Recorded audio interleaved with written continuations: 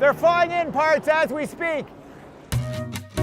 2 cars, a couple of tools, and $1,000 each in parts sourced from eBay Motors. What happens next? You'll see. It's the Drive DIY Labs $1,000 Upgrade Challenge. Well, so here we are back at Brooklyn Motor Works. Carlos, underneath the car during routine disassembly, found a lot of things that were really messed up, rusty, seized up, broken, and busted. What's that gonna cost to fix? Rule of thumb, right? You do not fix stuff on Miata this old, this popular. Everything is cheaper to replace. Okay, got it. The time it would cost to press an old school ball joint out of an upper control, like, no. I'm just saying. So Carlos has said, well, we'll take care of a lot of that, removed a lot of that stuff last night. Now everything is disassembled and we're ready to start putting stuff back into the car. Sourced through eBay Motors. Give me the pink ones for sure. Quickly sent over, and now it's here, and assembly commences. And hopefully, soon we'll have a fast driving, safe, go forward vehicle.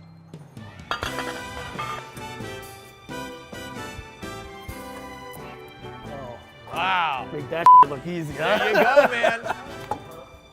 Pulling the upper control out. All right.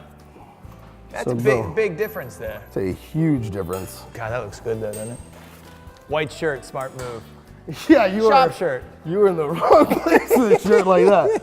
If you're ever in a situation where something doesn't want to come apart, just apply brute force.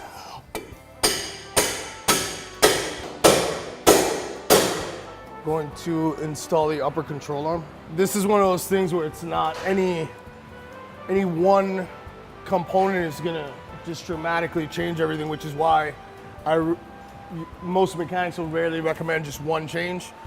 This is a system that works together, so every component supports another.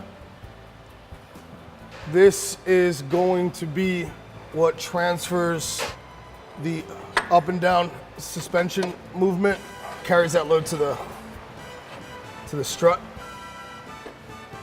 What's nice is crispy new hardware. Oh yeah. I'm sure you're gonna appreciate that. That's gonna make things go a little faster. Oh dude, it's infinitely, man. With the new control arms installed, it's time to pop in the fresh coilovers. They're adjustable. I set them on the itty bitty tighter side of mid-range. Okay. Carlos wants a racetrack spec suspension, while I prefer a more compliant, country road friendly setup. Naturally, the guy with the wrench wins. Well, once we got in here, we saw a few components that were nearing the end of their life. So I installed new tie rod ends. We put in upper control arms, lower pivot bushings, and the new coilover shock. So that's pretty much everything in the neighborhood. Pretty much. Yeah. We've dropped the overall stance of the vehicle about 40 millimeters. It is not slammed to the ground and it's not factory height.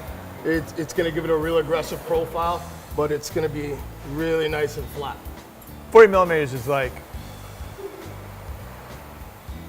that. This stuff right here, the stuff with the rubber, that's gonna save my life. This stuff is gonna change my life, right? Yeah.